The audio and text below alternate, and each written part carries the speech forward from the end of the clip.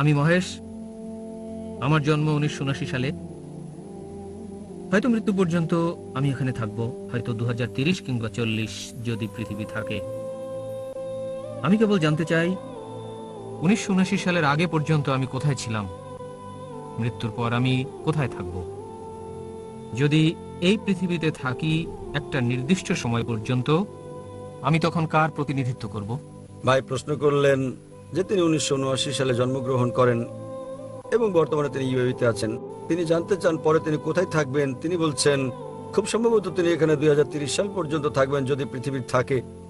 মৃত্যুর পর তিনি কোথায় থাকবেন এবং আপনি কার প্রতিনিধিত্ব করছেন? ভাই আপনি নিজের প্রতিনিধিত্ব করছেন। যদি না আপনি করে থাকেন কোনো কারসাজি অথবা লুকানোর চেষ্টা কিছু না করেন, যদি আপনি সঠিক হন তাহলে আপনি আপনার প্রতিনিধিত্ব করছেন। 1 নম্বর পয়েন্ট, মৃত্যুর পর আপনি কোথায় থাকবেন তা নির্ভর করছে আপনি কি অনুসরণ করছেন। যদি আপনি অনুসরণ করেন সর্বশেষ চূড়ান্ত মহিমান্বিত কোরআন, মৃত্যুর পর আপনি স্বর্গে থাকবেন। যদি আপনি স্রষ্টার আইনের বিরুদ্ধে যান, সর্বশেষ চূড়ান্ত বাণী কোরআনের বিরুদ্ধে, তাহলে মৃত্যুর পর আপনি নরকে যাবেন। তবে আমি জানি না আপনি মেনে নেবেন কিনা সর্বশক্তিমান ঈশ্বরের নির্দেশ আজ যা আপনি করেছেন 1979 সাল থেকে 2012 সালের 14 এপ্রিলের মধ্যে যা কিছু করেছেন সব মাফ হয়ে যাবে। সব মাফ, শূন্য, আপনাকে মাফ করে দেওয়া হবে। তাহলে অতীতে আপনি যা কিছু করেছেন অতীতের সব মাফ হয়ে যাবে। কারণ আমাদের প্রিয় নবী মুহাম্মদ সাল্লাল্লাহু আলাইহি ওয়াসাল্লাম বলেছেন যে মুহূর্তে কেউ গ্রহণ করে ইসলাম তার আগের সব পাপ মাফ হয়ে যাবে। তাই স্রষ্টার আইন অনুসরণ করার উপর ভিত্তি করে আপনি কোথায় থাকবেন আমি বলতে পারি, কিন্তু আপনি জানেন না যে আপনি কখন মারা যাবেন। সেক্ষেত্রে যদি আপনি বলেন আপনি জানেন কি বলবো, হয়তো আমি 2030 সাল পর্যন্ত বাঁচবো, তাই 2029 সালে আমি ইসলাম গ্রহণ করব। ভাই আপনি জানেন না, এমনকি আমিও জানি না কতদিন আপনি বাঁচবেন। এবং আপনি ঠিকই বলেছেন যদি পৃথিবী থাকে, আমি জানি না কতদিন পর্যন্ত পৃথিবী টিকে থাকবে। আল্লাহ কোরআনে বলেছেন সূরা লুকমান অধ্যায় নম্বর 31 আয়াত নম্বর 34, আল্লাহ ছাড়া পৃথিবী শেষ হওয়ার সময় কেউ জানে না এই পৃথিবীর শেষ কখন।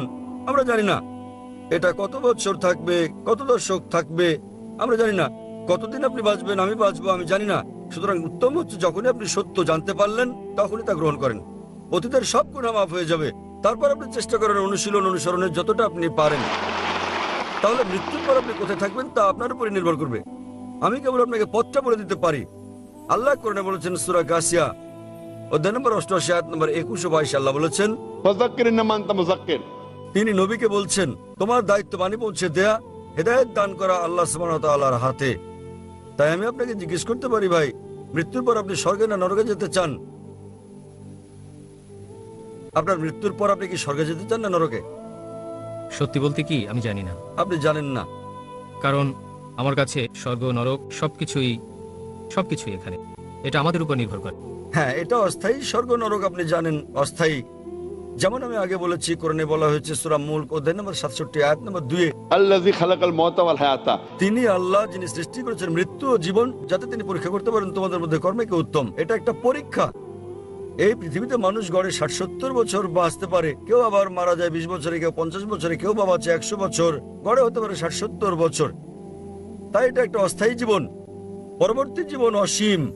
তাহলে আপনি বলছেন স্বর্গ নরক এখানেই, এবং তারপর যদি আপনি এই জীবনকে স্বর্গ বানাতে চেষ্টা করেন, বিলাসিতা করেন, জীবনকে উপভোগ করেন, মদপান করেন, তাহলে পরবর্তী জীবন হবে নরক। কারণ কোরআনে আল্লাহ বলেছেন সূরা হুদে যে যারা চাই ইহকাল, আল্লাহ তাদেরকে ইহকাল দেবেন কিন্তু পরকাল তাদেরকে দেবেন না। আর যারা পরকাল চায় আল্লাহ তাদেরকে পরকাল তো দেবেন, ইহকালও দেবেন। তাই একজন ব্যবসায়ী হিসেবে যদি কেউ বলে যে আপনাকে সামান্য জ্বালা যন্ত্রণা দেব এই 70 বছর ধরে, পরবর্তী জীবনটা তো হচ্ছে অশেষ, সেটা অসীম, সর্বদা আনন্দ, তাহলে এই জীবন 0.0001% পরবর্তী জীবনের। ব্যবসায়ী হিসেবে আপনি কথা বলতে কিছু মনে করবেন না, ওকে এই অল্প সময় অসুবিধায় আমি কিছু মনে করবো না, কারণ জানি অল্প সময় পরীক্ষার আগের মতো আপনি সংগ্রাম করা, আপনার রাত জায়গায় আপনি ঘুমান কিংবা অল্প ঘুমিয়েছেন এবং তারপর আপনি পরীক্ষা দিয়েছেন। সেই অল্প কয়েকটা দিনের জন্য আপনি কঠোর পরিশ্রম করেছেন যাতে ভবিষ্যতে আপনার মঙ্গল হয়। একই রকম ভাই এই জীবন হচ্ছে পরকালের জন্য একটা পরীক্ষা। যদি আপনি হিন্দু হন, আপনি মহেশ হন, এবং যদি আপনি হিন্দু ধর্মগ্রন্থ সময় বিশ্বাস করেন, একই কথা বলা হচ্ছে বেদে। যদি আপনি ঋগ্বেদ পড়েন বই নম্বর 10 অধ্যায় নম্বর 16 শ্লোক নম্বর 4 ও 5, এখানে বলা হয়েছে পুনর্জন্ম সম্পর্কে। পুনর মানে পরের, জন্ম মানে জীবন। পরকাল সম্পর্কে এই কথা বলা হয়েছে কোরআনে।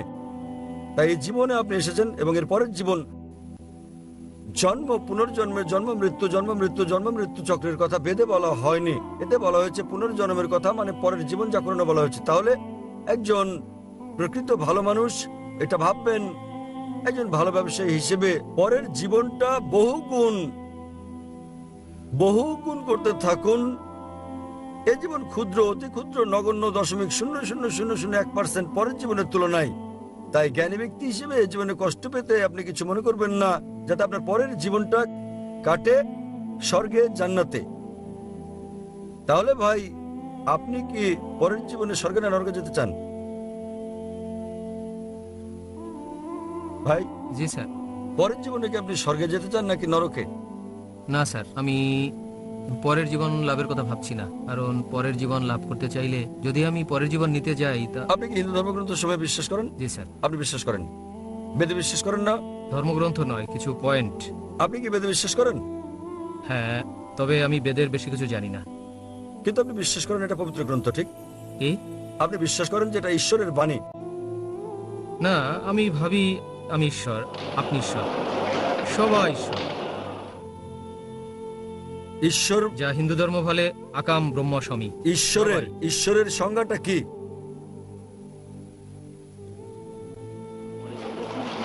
আমি জানি না। আমি ঈশ্বর, আপনি ঈশ্বর, ঈশ্বরের সংজ্ঞা কি আমি জানি না। তার মানে আপনি জানেন না, আমিও জানি না। আমি তো নিজেকে চিনি। ওকে, আপনি বলছেন আপনি ঈশ্বর, আমি ঈশ্বর, আমরা সবাই ঈশ্বরের অংশ। আমি আপনাকে জিজ্ঞেস করছি ঈশ্বরের সংজ্ঞা কি, এবং আপনি বললেন আমি জানি না। আপনি কি বাংলায় কথা বলেন না অন্য কিছু? আমি বাংলায় বলি। তাহলে ঈশ্বরের সংজ্ঞাটা কি? আমি সংজ্ঞা দিতে পারি না, কেবল অনুভব করি। তো সংজ্ঞা না জেনেই বলছেন আপনি ঈশ্বর, আমি ঈশ্বর। কিন্তু আমি বুঝতে পারি স্যার, সেটা আমাদের কি? সবার মাঝে সর্বত্র ঈশ্বর আছেন। ঈশ্বরের সংজ্ঞা কি বলেন, তারপর আমি বলবো সর্বত্র ঈশ্বর আছেন কিনা এবং আপনি ঈশ্বর কি না। প্রথমে আমাকে ঈশ্বরের সংজ্ঞাটা তো দেন। যদি আপনার ঈশ্বরের সংজ্ঞায় ভুল হয়, আমি বলবো আমি সেই ঈশ্বরের কথা বলছি না। ঈশ্বরের সংজ্ঞাটা কি? আসলে আমি ভাষায় সংজ্ঞা দিতে জানি না স্যার। তো তার মানে আপনি বিশ্বাস করেন না আমি সেই ঈশ্বরের কথা বলছি না যার কথা আপনি বলছেন। তাহলে আপনার আমাকে জিজ্ঞেস করা উচিত সংজ্ঞাটা কি, আমি বলে দিচ্ছি। জি স্যার, আপনি কি বলবেন? কি করা উচিত না জানলে তো আপনি কাউকে জিজ্ঞেস করেন, তাই না? জি স্যার। আপনি আমাকে জিজ্ঞেস করেন, আমি বলে দেবো।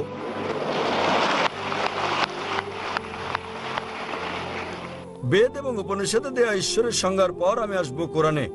যদি আপনি পড়েন উপনিষদ, ছান্দোগ্য উপনিষদ, অধ্যায় নম্বর 6, অনুচ্ছেদ নম্বর 2, শ্লোক নম্বর 1, एकम एविदित्यम। ঈশ্বর কেবলমাত্র একজন, দ্বিতীয় কেউ নেই। উল্লেখ আছে শ্বেতসূত্র উপনিষদে অধ্যায় নম্বর 6, শ্লোক নম্বর 9। नाचस्य कसिज जनिता न चदीपा। এটা সংস্কৃত উদ্ধৃতি, যাতে বলা হয়েছে যে ঈশ্বরের চেয়ে বড় আর কেউ নেই, তার কোনো পিতামাতা নেই। সর্বশক্ত ঈশ্বরের কোনো প্রভু নেই, তার চেয়ে বড় কেউ নেই, তার পিতা নেই, তার মাতা নেই। উল্লেখ আছে শ্বেতসূত্র উপনিষদে অধ্যায় নম্বর 4, শ্লোক নম্বর 19। न तस्य प्रतिमा अस्ति। মহান ঈশ্বরের কোনো প্রতিমা নেই। প্রতিমা সংস্কৃত শব্দ, যার মানে প্রতিবিম্ব, ছবি, প্রতিকৃতি, ভাস্কর্য, মূর্তি। न तस्य प्रतिमा अस्ति। মহান ঈশ্বরের কোনো প্রতিবিম্ব নেই, কোনো ছবি নেই, প্রতিকৃতি নেই, পুতুল নেই, আলোকচিত্র নেই, প্রতিমা নেই, মূর্তি নেই, ভাস্কর্য নেই।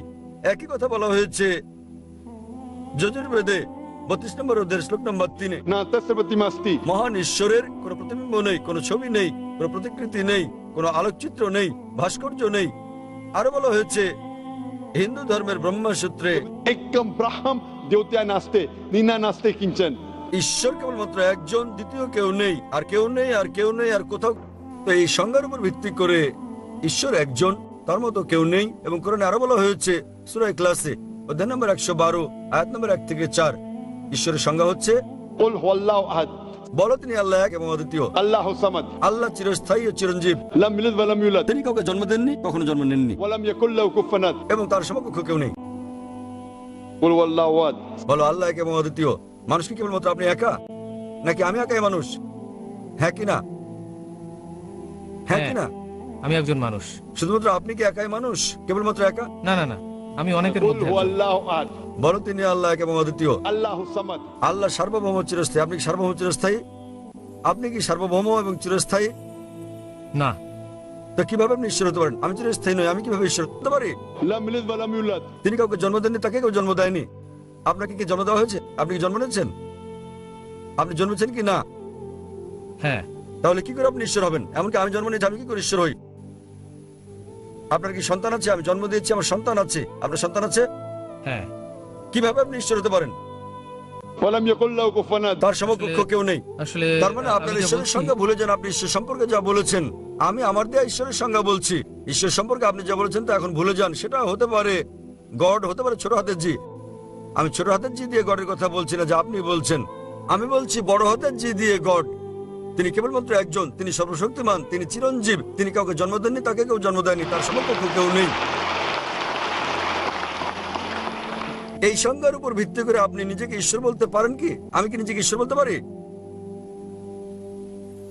চাইলে আপনি পারেন। আমি আপনাকে জিজ্ঞেস করছি, আপনি কি জন্মেছেন? বলছেন হ্যাঁ। যদি আপনি ইচ্ছে করেন আপনাকে উন্মাদ বলা হবে। না স্যার, আমি যা বলছি সেটা আপনার আমি দেয়া- ঈশ্বরের অংশ। আপনি বলছেন একমাত্র ঈশ্বর না, আমি অনুভব করি আমি এর অংশ, বৃহৎ ঈশ্বরের। আমরা সবাই তার অংশ। হতে পারে আমরা আলাদা হয়ে গেছি, যেমন সেটা পৃথিবী আপনার হয়ে- দেয়া ঈশ্বরের সংজ্ঞা, সেটা বেদের ঈশ্বরের সংজ্ঞা নয়। এটা ঈশ্বরের সংজ্ঞা নয় যেটা আছে কোরআনে।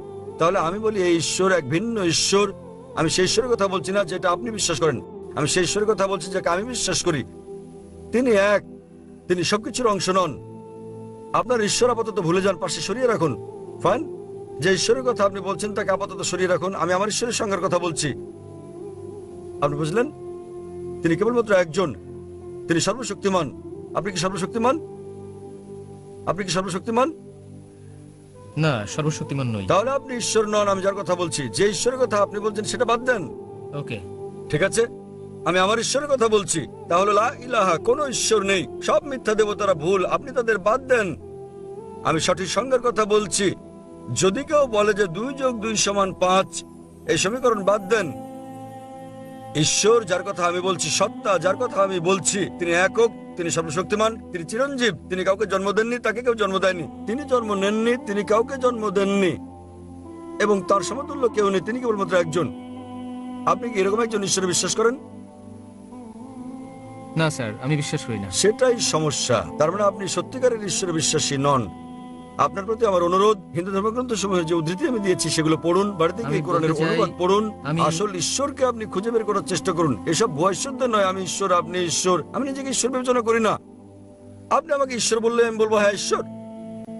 আমি এতটা বোকা নই যে আপনি বললে ঈশ্বর হয়ে যাব। আপনি নরকে যেতে চান, যান। আমি চাই না, আমি চাই না আপনি আমাকে নরকে নিয়ে যান।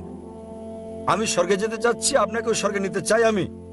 যদি আমি আপনার সঙ্গে একমত হই যে আপনি ঈশ্বর এবং আমি ঈশ্বর, আমরা দুজনেই তো নরকে যাব।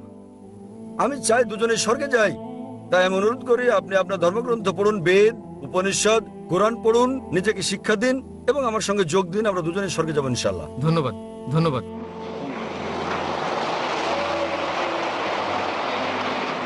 আসসালামু আলাইকুম ওয়া রাহমাতুল্লাহি বারকাতুহু।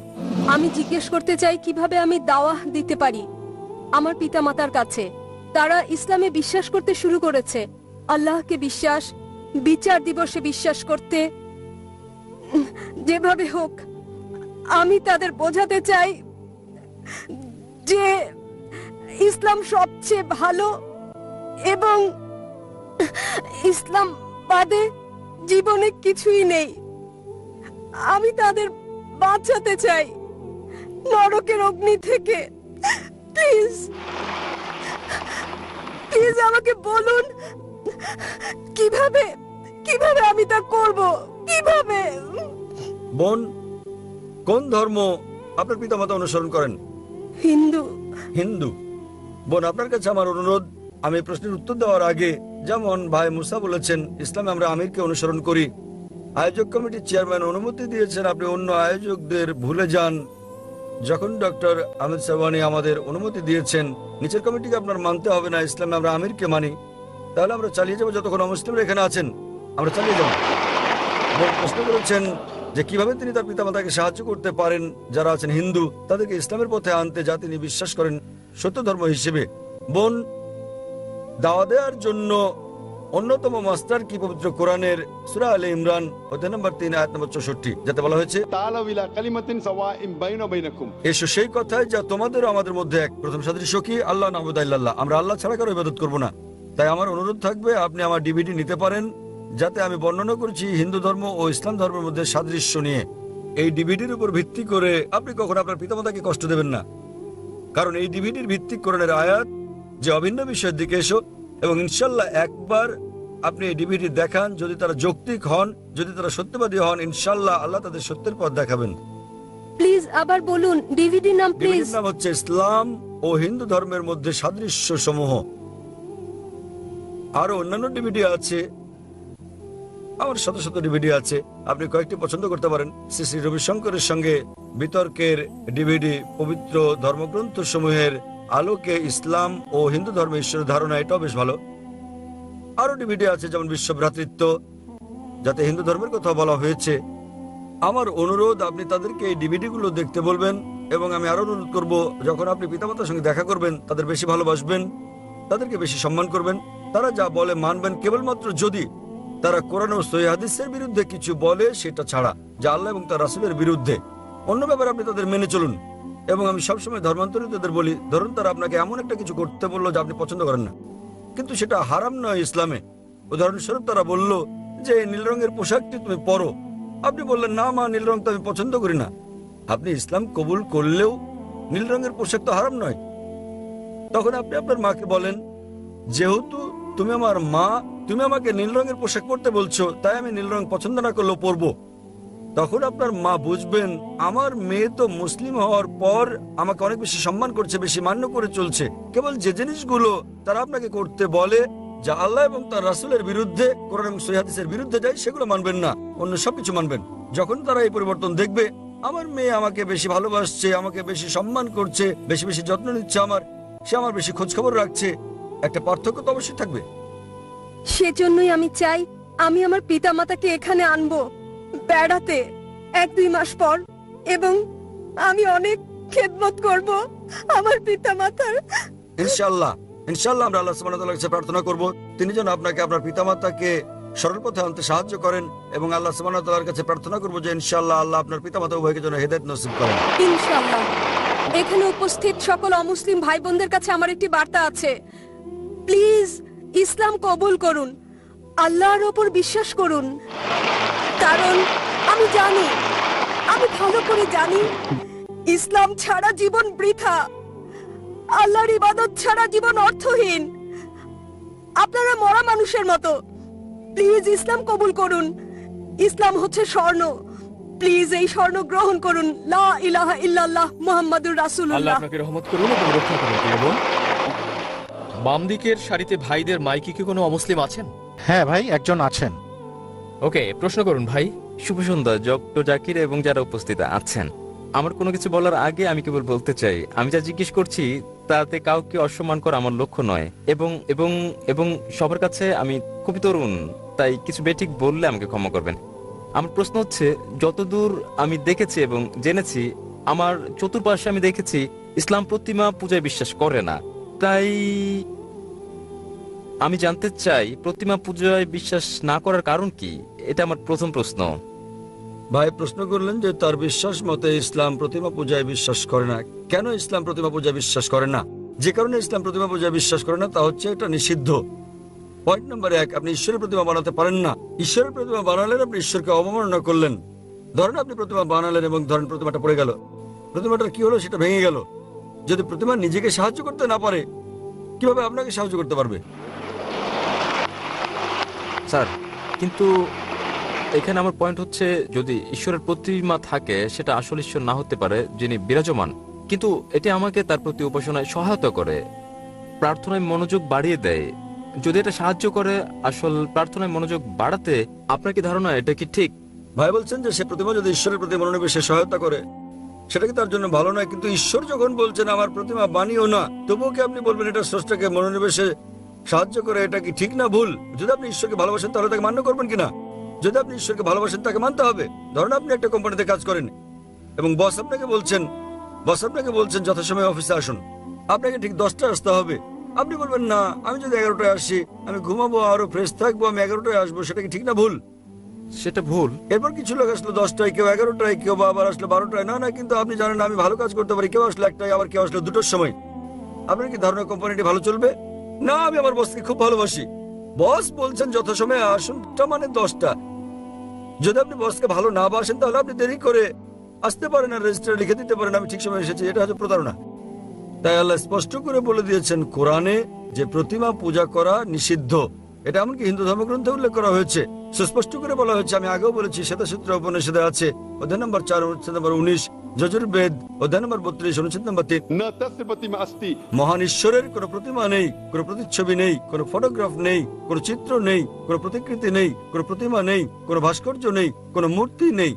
যখন ঈশ্বর বলছেন কোনো মূর্তি নেই, কোনো ভাস্কর্য নেই, আপনি বলছেন না না মনোনিবেশ করতে আমার দেবতা দরকার। কথা কে বলেছেন? হিন্দু পণ্ডিতগণ। যখন আমি পণ্ডিতকে বলি যে এটা স্পষ্ট করে উল্লেখ আছে বেদে পূজা করা ভুল, তারা বলেন না না, প্রথম দিকে যখন আমি প্রাথমিক ধাপে থাকি, নিম্ন পর্যায়ে আমার প্রতিমা পূজা প্রয়োজন মনোযোগের জন্য। যখন আপনি উচ্চ স্তরে, উচ্চ সচেতনতার স্তরে পৌঁছান তখন আর প্রতিমা দরকার নেই। তাই আমি হিন্দু পণ্ডিতদের বলি মুসলিমরা ইতোমধ্যে সচেতনতার উচ্চ স্তরে পৌঁছে গেছে। স্যার স্যার তবে যদি এটা আমাকে সাহায্য করে কোনোভাবে, তাহলে ঈশ্বর কেন বলবে এটা করো কারণ না? আপনি ঈশ্বরকে হেয় করছেন। ধরেন আপনার বস বললেন 10টায় আসতে, না এটা আমাকে সহায়তা করে, আমি যদি 11টায় আসি শান্তি অনুভব করি, তাহলে আপনার বস আপনাকে বলবেন যদি আপনার সহায়ক হয় তাহলে কোম্পানি থেকে বেরিয়ে যান, অন্য কোম্পানিতে যোগ দেন, যেখানে কেউ আসে 10টায়, কেউ 11টায়, কেউ 12টায় আসে। আপনি কর্মচারীকে বললেন 10টায় আসতে, ধরেন আমি কর্মচারী বললাম দুপুর 12টায় আসবো, আমি শান্তি অনুভব করি, এটা আমাকে ভালো লাগে, আমি প্রশংসা করি আপনি খুব ভালো বস। আপনি কি পছন্দ করবেন? প্রতিদিন আপনি বলেন আমার বস খুব ভালো, আমার বস খুব ভালো, আপনি তসবিহ জপেন, আপনার জপমালা, আমার বস খুব ভালো। অন্য কর্মচারীরা বিকেলে আসে, 2টোর দিকে আসে, আমার বস খুব ভালো, আমার বস খুব ভালো। বস বলবেন ভাই আপনি আমার প্রশংসা বন্ধ করেন, সময় মতো অফিসে এসে কাজটা করেন। তাই আপনার ঈশ্বর, আপনার স্রষ্টা আপনার ধর্মগ্রন্থে আপনাকে বলেছেন, হিন্দু ধর্মগ্রন্থে, খ্রিস্টান ধর্মগ্রন্থে, মুসলিম ধর্মগ্রন্থে, প্রতিমা বানিও না। আপনি ঈশ্বরকে অবমাননা করছেন। এত ক্ষমতাবান ঈশ্বর, তার প্রতিমা বানাচ্ছেন। কে প্রতিমা বানাচ্ছে? কে বানাচ্ছে? মানুষ। তখন ঈশ্বর বলবেন আমি মানুষ জাতিকে বানিয়েছি, এখন মানুষই বানাচ্ছে আমাকে। কি বোকামি এটা! স্যার কেন আপনি করেন? না, না। যখন ঈশ্বর আপনাকে বলছেন প্রতিমার প্রয়োজন নেই, প্রতিমা ছাড়া ঈশ্বরের প্রতি মনোনিবেশ করো। স্যার আমরা ঈশ্বরকে সৃষ্টি করছি না। আমরা যখন প্রতিমা গড়ি এবং আমি ভাবি আমরা তাকে হেয় করছি না। যখন আমরা প্রতিমা বানাই এটা কেবলই তার একটি আকৃতি বানানো, এবং আমার ধারণা এটা তারই অংশ বিশেষ, যদিও এটা তিনি কি সেখানে আপনাদের থাকেন বেদে না। উল্লেখ আছে? স্যার আমি হিন্দু নই, আমি বেদে বিশ্বাস করি না। তাহলে কি আপনি খ্রিস্টান? আমি যৌন। জৈন। জৈনরা কি ঈশ্বরে বিশ্বাস করে? হ্যাঁ তা করে। আপনি কি আপনাদের জৈন মতবাদ জানেন? কে আপনাদের ঈশ্বর বলেন আমাকে? স্যার প্রভু মহাবীর। তিনি হলেন ত্রিতাঙ্ক, তিনি ঈশ্বর নন। আপনি জৈন মতবাদ জানেন না? স্যার আমি নাও জানতে পারি না। জৈন মতবাদ একটি নাস্তিক্যবাদী মতবাদ। জৈন মতবাদ একটি নাস্তিক্যবাদী মতবাদ। আপনি কি হিন্দু ধর্মকে জৈন মতবাদের সঙ্গে মিশ্রিত করছেন? স্যার আমি বলছি যে আমি হিন্দু নই। আমি জানি আপনি হিন্দু নন, কিন্তু আপনি জৈন হলে এবং আপনি বলছেন মহাবীর ঈশ্বর, আপনার জৈন গ্রন্থে কোথায় উল্লেখ আছে মহাবীর ঈশ্বর? তিনি হচ্ছেন একজন ত্রিতাঙ্কা। হ্যাঁ স্যার তিনি হচ্ছেন। তিনি ঈশ্বর নন। তাই তবে আমরা তার উপাসনা করি এবং অন্য সব তীর্থঙ্করদের মতো। কিন্তু তিনি ঈশ্বর তো নন। মহাবীর কি বলেছেন আপনাদেরকে তার উপাসনা করতে? না আমি এসব পড়িনি। আপনি জানেন না তাই আপনাকে বলছি। আপনারা জানেন না মহাবীর কি বলেছেন, এবং আপনারা বলছেন মহাবীর হলেন তীর্থাঙ্কর।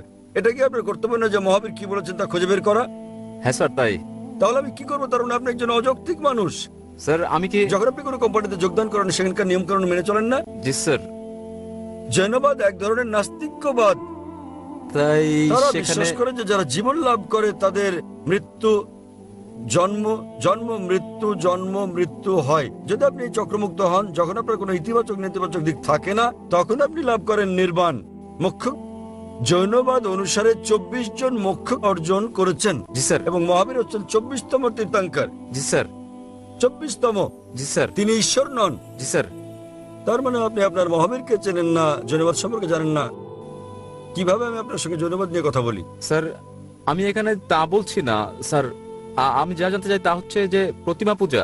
স্যার যা আপনি বলছেন স্যার কোরআনে প্রতিমা পূজা ভুল, একথা উল্লেখ করার কোরআনে কারণ উল্লেখ কি? আছে, বাইবেলে উল্লেখ আছে। না, এটা উল্লেখ আছে, কোরআনে উল্লেখ আছে, বাইবেলে উল্লেখ আছে, হিন্দু ধর্মগ্রন্থে যে প্রতিমা পূজা করা ভুল। তাহলে কোথা থেকে আপনি দর্শন পেয়েছেন? স্যার স্যার আমার বক্তব্য হচ্ছে, আমার পয়েন্ট হচ্ছে যে যেখানে আমরা ধরে নিচ্ছি যে যদি কোরআন হয় আসলে ঈশ্বর যা বলছেন, তাহলে তার মানে সেজন্যই প্রতিমা পূজা ভুল। আমি যদি বলি যে আমি যুক্তি দেই, হতে পারে তা একটি পয়েন্ট ছাড়া যুক্তি। তবু যদি আমি বলি যে কোরআন ঈশ্বরের বাণী নয়, তাহলে কি আসল যুক্তি যে প্রতিমা পূজা ভুল? খুব ভালো, তাহলে আপনাকে বলতে হবে কোনটা ঈশ্বরের বাণী। যদি কোরআন ঈশ্বরের বাণী না হয় তাহলে কোনটা ঈশ্বরের বাণী বলেন আমাকে। স্যার আমি জানি না, আপনি তাই যদি আমি না আপনাকে জানেন আমি জানি, আপনি আমাকে অনুসরণ করেন। যদি আপনি না জানেন তো শিক্ষককে জিজ্ঞেস করেন। একজন ছাত্র বলছে শিক্ষককে 2 যোগ 2 সমান 4 নয়, শিক্ষক বললেন কথা বলছে আমি জানি না। কিন্তু স্যার আমি যদি জবাবে সন্তুষ্ট না যদি হই? আপনি সন্তুষ্ট না হন তাহলে কারণ সেটাই। আপনি কি আমার আগের উত্তর কখনো শুনেছেন, আমার ভিডিও দেখেছেন? না স্যার, এই প্রথম আমি আপনার বক্তৃতা শুনছি। আচ্ছা, আপনি কি আমার আগের উত্তর শুনেছেন যা আমি বিজ্ঞান সম্পর্কে এক নাস্তিককে বলেছি? আপনি কি মনোযোগ দিচ্ছেন? স্যার হতে পারে সে সময় আমি হলে ছিলাম না, আপনি কি? সে উত্তরটা হচ্ছে যদি আপনি না থেকে থাকেন আমি অনুরোধ করি যে আপনি যান এবং দেখুন আমার ভিডিও ক্যাসেট কোরআন কি আল্লাহর বাণী, আমার ডিভিডি। ওকে, নামটা কি কোরআন বলবেন? কি- নামটা কি আবার বলবেন? কোরআন কি ঈশ্বরের বাণী? কোরআন কি ঈশ্বরের বাণী? এবং ইনশাল্লাহ যদি আপনি মুক্ত মনে এটা দেখেন, আপনি ইনশাল্লাহ গ্রহণ করবেন যে কোরআন ঈশ্বরের বাণী এবং বিশ্বাস করবেন ঈশ্বর একজন, যার কোনো প্রতিমা নেই, এবং ইনশাল্লাহ আপনি এটা গ্রহণ করবেন। তাই যান এবং দেখেন ডিভিডিটা, এটা 4 ঘন্টার ডিভিডি। এবং ইনশাল্লাহ আপনার কোনো জিজ্ঞাসা থাকলে আপনি আমাকে লিখতে পারেন আমার ইমেলে zakir@irf.net এ। ধন্যবাদ স্যার। আমার নাম জোসেফ। আমার 2টি প্রশ্ন আছে। কেন সব মুসলিম পুরুষদের 4 জন মহিলাকে বিয়ে করার অনুমতি দেওয়া হয়? এবং দ্বিতীয়টি হচ্ছে, কিভাবে আপনি প্রমাণ করতে পারেন যে যিশুকে শুলে চড়ানো হয়নি? ভাই দুটো প্রশ্ন করলেন, আপনি কি খ্রিস্টান? হ্যাঁ। ভাই দুটো প্রশ্ন করলেন যে কেন ইসলাম পুরুষদের অনুমতি দেয় 4 জন পর্যন্ত স্ত্রী গ্রহণ করা, কেন ইসলাম পুরুষদের একের অধিক স্ত্রী গ্রহণের অনুমতি দেয়, এবং দ্বিতীয় প্রশ্ন কিভাবে আপনি প্রমাণ করবেন যে যীশু খ্রিস্টকে তারপর শান্তি পরিচিত ক্রুশে চড়ানো হয়নি। দেখেন, কোরআন হচ্ছে পৃথিবীর বুকে একমাত্র ধর্মগ্রন্থ যাতে বলা হয়েছে মাত্র একটি বিয়ে করো। আপনি বাইবেল পড়েন, রামায়ণ পড়েন, মহাভারত পড়েন, আপনি বেদ পড়েন, পৃথিবীর কোনো ধর্মগ্রন্থে বলা হয়নি কেবল একটি বিয়ে করো, শুধুমাত্র কোরআন ছাড়া। যদি আপনি পড়েন রামায়ণ, হিন্দু ধর্মগ্রন্থ, শ্রীরামের পিতা তার একের অধিক স্ত্রী ছিল। যদি আপনি মহাভারত পড়েন, শ্রীকৃষ্ণ তার কতজন স্ত্রী ছিল? 4, 10, 1000, 10,000, তার ছিল 16,108 জন স্ত্রী। তাহলে শ্রীকৃষ্ণের 16,108 জন স্ত্রী থাকতে পারলে মুসলিমদের সর্বোচ্চ 4 জন থাকতে পারবে না কেন?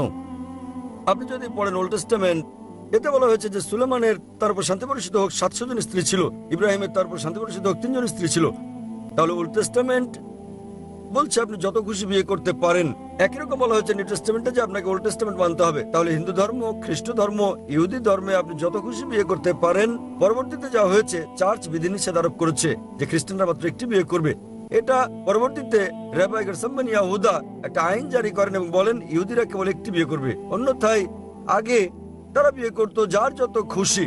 এটা হচ্ছে ইন্ডিয়ান পেনাল কোড ভারতে 1954 সালে একটি আইন জারি করে হিন্দু বিশেষ বিবাহ আইন আওতায় হিন্দুদের মাত্র একটি বিয়ে করা উচিত, কিন্তু ধর্মগ্রন্থে কোনো বাধা নেই। আসুন আমরা বিশ্লেষণ করি কোরআন কি বলছে। কোরআনে বলা হয়েছে সূরা নিসা অধ্যায় 4 আয়াত নাম্বার 3-এ, তোমাদের পছন্দের নারীদের বিয়ে করো 2, 3 বা 4 জনকে, তবে ন্যায় বিচার করতে না পারলে মাত্র একটি বিয়ে করো। এই যে উক্তি, তবে ন্যায় বিচার করতে না পারলে একটি বিয়ে করো, শুধুমাত্র কোরআনে বলা হয়েছে, অন্য কোনো ধর্মগ্রন্থে নয়। আমরা বিশ্লেষণ করি যে কেন কোরআন অনুমতি দেয় মুসলিম পুরুষদের একাধিক নারীকে বিয়ে করতে, সর্বাধিক 4। কারণ হচ্ছে প্রকৃতিগতভাবে পুরুষ এবং নারী সমানুপাতে জন্ম নেয়। কিন্তু যদি আপনি কোনো শিশু বিশেষজ্ঞকে জিজ্ঞেস করেন, তিনি আপনাকে বলবেন, যিনি শিশুদের ডাক্তার, যে মেয়ে শিশুরা ছেলে শিশুদের চেয়ে শক্তিশালী জীবাণু ও রোগের বিরুদ্ধে লড়াইয়ের ক্ষেত্রে। তাই ছেলে শিশুদের মধ্যে মৃত্যুর হার বেশি মেয়ে শিশুদের তুলনায়। তাহলে শিশু বয়সেই মেয়ে শিশুর সংখ্যা ছেলে শিশুর চেয়ে বেশি। জীবন চলার পথে যুদ্ধের কারণে মৃত্যু হয়, মদপানে মৃত্যু হয়, মাদকাসক্তিতে হয়, দুর্ঘটনায় হয়, এসব কারণে নারীর তুলনায় পুরুষেরা বেশি মারা যায়। তাই বর্তমান বিশ্বে পুরুষের চেয়ে নারীদের সংখ্যা বেশি। কয়েকটি দেশে, ভারত আর চীনের মতো, নারী জনসংখ্যা পুরুষের চেয়ে কম, কারণ মেয়ে ভ্রূণ হত্যা করা এবং মেয়ে শিশু হত্যা করা। ভারতে বিবিসির রিপোর্ট অনুযায়ী প্রতিদিন 1000-এর বেশি গর্ভপাতের ঘটনা ঘটে যখন জানা যায় যে শিশুটি মেয়ে। যদি এই সংখ্যাটিকে আপনি 365 দিয়ে গুণ করেন, আপনি পাবেন 10 লাখের বেশি গর্ভপাতের ঘটনা প্রতি বছর ভারতে কন্যা শিশু শনাক্ত হওয়ার পরে। তামিলনাড়ুর সরকারি হাসপাতালের রিপোর্ট অনুযায়ী জীবিত জন্ম নেওয়া 10টি কন্যা শিশুর মধ্যে 4টিকে মেরে ফেলা হয়। যদি ভারতে মেয়ে ভ্রূণ হত্যা করা বন্ধ করা হয় এবং মেয়ে শিশু হত্যা করা বন্ধ করা হয় ভারতে, তাহলে ভারতেও নারী জনসংখ্যা পুরুষ জনসংখ্যার চেয়ে বেশি হবে। এমনকি চীনে যদি আপনি অশুভ চর্চা বন্ধ করতে পারেন, তাহলে নারী জনসংখ্যা পুরুষ জনসংখ্যার চেয়ে বেশি হবে। যদি আজ আপনি ভালো করে দেখেন, শুধুমাত্র আমেরিকায় পুরুষের চেয়ে নারীর সংখ্যা 47 লক্ষ বেশি। শুধু যুক্তরাজ্যেই পুরুষের চেয়ে নারীর সংখ্যা 12 লক্ষ বেশি আছে। শুধু জার্মানিতে পুরুষের চেয়ে নারীর সংখ্যা 16 লক্ষ বেশি আছে। কেবল রাশিয়াতেই পুরুষের চেয়ে নারীর সংখ্যা 1,06,00,000 বেশি। এবং এটা আল্লাহ ভালো জানেন সারা পৃথিবীতে পুরুষের চেয়ে নারীর সংখ্যা কতজন বেশি। যদি আমি আপনার সঙ্গে একমত হই যে একজন পুরুষের একজন নারীকে বিয়ে করা উচিত, আর ধরেন আপনার বোন থাকেন আমেরিকায় অথবা আমার বোন থাকেন আমেরিকায় এবং বাজার পরিপূর্ণ, প্রতিটি লোকের একজন করে স্ত্রী রয়েছে, তারপরও সেখানে 47 লক্ষ নারী থেকে যাবে যারা জীবন সঙ্গী খুঁজে পাবে না। এবং যদি আপনার বোন তাদের একজন হয়, অথবা যদি আমার বোন ওই 47 লাখের মধ্যে একজন হয় যারা তাদের জীবন সঙ্গী পাবে না, তার একমাত্র উপায় হচ্ছে হয় সে এমন একজন পুরুষকে বিয়ে করবে যার আগে একজন স্ত্রী রয়েছে, অথবা জনগণের সম্পত্তি হবে। জনগণের সম্পত্তি এত কঠিন শব্দ, এটাই সবচেয়ে উপযুক্ত শব্দের ক্ষেত্রে ব্যবহার করা যায়। এর চেয়ে ভালো শব্দ আমি খুঁজে পাই না। আপনি জানেন আমেরিকায় বর্তমান পরিসংখ্যান আমাদের বলছে যে গড়ে একজন পুরুষের 8 জন যৌন সঙ্গী থাকতে পারে কোন একজনের সঙ্গে বিয়ে হওয়ার আগে। আমেরিকায় রক্ষিত থাকাটা খুবই সাধারণ ব্যাপার। 5, 10, 20, 30 কোনো সমস্যা নেই, কিন্তু একজনের বেশি বৈধ স্ত্রী হলেই তারা সেটা গিলতে পারে না। যখন একজন নারী রক্ষিতা হয় সে তার অধিকার পায় না, তাকে অসম্মান করা হয়, তার সঙ্গে ভালো ব্যবহার করা হয় না। ইসলামে যখন একজন নারী দ্বিতীয় স্ত্রী হয় সে তার সম্মান পায়, সে তার অধিকার পায়, তার সঙ্গে ভালো ব্যবহার করা হয়। যে কোনো ভদ্র নারীকে যদি আপনি জিজ্ঞেস করেন আপনি কি পছন্দ করেন, একজন পুরুষের দ্বিতীয় স্ত্রী হতে যিনি আগে একটি বিয়ে করেছেন, না জনগণের সম্পত্তি হতে, তারা প্রথমটি বেছে নেবেন। তাই অনুমতি দিয়েছে ইসলাম কিছু লোককে একাধিক স্ত্রী গ্রহণ করার, নারীর সম্ভ্রম রক্ষা করার জন্য। আপনার দ্বিতীয় প্রশ্নে আসি। অনুমতি আছে কি নারীদের 4 জন পুরুষকে বিয়ে করার? ভাই আপনি পাল্টা প্রশ্ন করছেন, সময় সীমিত। আপনি দুটো প্রশ্ন করেছেন, এখন 3 নম্বর প্রশ্ন করছেন। আচ্ছা, প্রথম উত্তরে কি আপনি সন্তুষ্ট হয়েছেন? প্রথম উত্তরে আমি সন্তুষ্ট। মাশাআল্লাহ, আপনি সন্তুষ্ট, খুশি, ঠিক আছে। ভাই প্রশ্ন করেছেন যে কোন নারীকে কি একের অধিক স্বামী গ্রহণের অনুমতি দেওয়া হয়েছে। যদি আমরা এটা করি তাহলে এটা সমস্যা আরো জটিল হয়ে যাবে। আমি বুঝাচ্ছি মুসলিমদের। যেহেতু নারীর সংখ্যা পুরুষের চেয়ে বেশি, তবুও নারীরা যদি একের বেশি পুরুষকে বিয়ে করে তাহলে সমস্যা আরো বাড়বে। Point number 1। পয়েন্ট নাম্বার 2, যদি একজন পুরুষের একাধিক স্ত্রী থাকে এবং শিশুর জন্ম হয়, আপনি সহজে শনাক্ত করতে পারবেন কে পিতা কে মাতা। কিন্তু যদি একজন নারীর একাধিক স্বামী থাকে এবং শিশুর জন্ম হয়, ডিএনএ পরীক্ষার সুযোগ আছে। ভাই আমাকে উত্তরটা শেষ করতে দেন না। আপনি যখন প্রশ্ন করেছিলেন আমি কি বাধা দিয়েছিলাম? আমি কি হস্তক্ষেপ করেছিলাম? হ্যাঁ কি না? না। তাহলে কেন আপনি বাধা দিচ্ছেন? আমি শেষ করলে না আপনি বলবেন, তাই না? আমি একজন মেডিকেল ডাক্তার, আপনি কি মেডিকেল ডাক্তার? না। আমি মেডিকেল ডাক্তার, আমি জানি ডিএনএ টেস্টিং কি, সেটা আমি বলবো। ধরেন একজন নারীর যদি একাধিক স্বামী থাকে, 2 জন স্বামী থাকে, আর একটা শিশু জন্ম হয় এবং আপনি তাকে ভর্তি করতে যান স্কুলে, তারা প্রশ্ন করবে তোমার পিতাকে, তখন তাকে 2টো নাম বলতে হবে। আপনি ডিএনএ টেস্টিং এর কথা বলছেন, আমি সেটা জানি। ডিএনএ টেস্টিং তো সাম্প্রতিক, 50 বছর আগে কি এটা ছিল ডিএনএ টেস্টিং? না, এটা হচ্ছে একটা সাম্প্রতিক আবিষ্কার, যদিও এখনো এটা পরিপূর্ণ নয়। যদি পরিপূর্ণ ধরি সেটা এখন, আগে ছিল না, কিন্তু স্মরণকাল থেকে তো ইসলাম ছিল। এবং কেবল এটাই কারণ নয়, যদি আমি একমত হই আগামীতে এটা পরিপূর্ণ হবে পারফেক্ট, সেটাও একমাত্র কারণ নয়। বর্তমান বিজ্ঞান আমাদের বলছে যে নারীদের তুলনায় পুরুষ অধিক মাত্রায় বহুগামী নারীদের তুলনায়। আজ বিজ্ঞান আমাদের বলছে যে ঋতুস্রাবের সময় নারীদের কিছুটা মানসিক পরিবর্তন দেখা দেয়, তাই কোনো নারীর পক্ষে একাধিক স্ত্রীর ভূমিকা পালন করা সম্ভব নয়। তবে কোনো পুরুষের পরিবর্তন ঘটে না, তাই তার পক্ষে একাধিক স্বামীর ভূমিকা পালন করা সম্ভব। আজ বিজ্ঞান আমাদের বলে দিচ্ছে যে যদি কোনো পুরুষের একাধিক যৌনসঙ্গী থাকে এবং সবাই বিশ্বস্ত হয় তাহলে কোনো সমস্যা নেই। তবে যদি একজন নারীর একাধিক যৌনসঙ্গী থাকে এবং সবাই বিশ্বস্ত হয়, তবুও বিভিন্ন যৌন রোগ সংক্রমণের সম্ভাবনা থাকে, তাহলে সেই রোগ তখন পুরুষ সঙ্গীরও হবে। তাহলে মেডিকেলি এটা গ্রহণযোগ্য নয় যে কোনো নারীর একাধিক যৌন সঙ্গী থাকবে, কিন্তু মেডিকেলি এবং সায়েন্টিফিক্যালি এটা গ্রহণযোগ্য যে একজন পুরুষের একাধিক সঙ্গিনী থাকতে পারে। আপনার দ্বিতীয় প্রশ্নে আসি, কিভাবে আমি প্রমাণ করতে পারি যে যীশু খ্রিস্টকে ক্রুশবিদ্ধ করা হয়নি, তারপর শান্তি প্রসূত হোক? কোরআনে বলা হচ্ছে সূরা নিসা অধ্যায় 4 আয়াত নম্বর 157, তারা তাকে হত্যা করেনি, না তারা তাকে শুলে চড়িয়েছিল, তারা ধাঁধায় পড়ে গিয়েছিল। তাহলে কোরআন স্পষ্ট বলছে वमा कतलू वमा सलबू, তারা তাকে হত্যা করেনি, না শুলে চড়িয়েছিল। যদি আমাকে প্রমাণ করতে হয়, আপনি কি খ্রিস্টান ভাই? হ্যাঁ।